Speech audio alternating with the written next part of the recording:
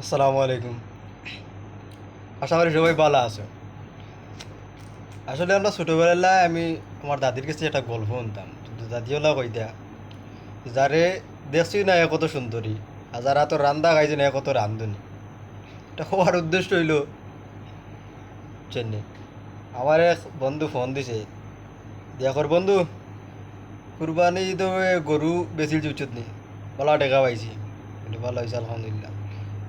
মনে কর গরু বেচিল উচিত, আমার কাছে তো টেকা আছে, আমি বিদেশে আইরাম উচিত নি। বলে ভালো আইও।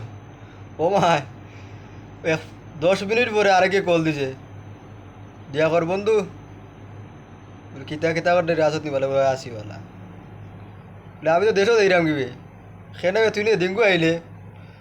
কই না রে, বিদেশ ভালো লাগে না বুঝছো, কি গরম এই সেই, ভাল লাগে না পরের চাকরি।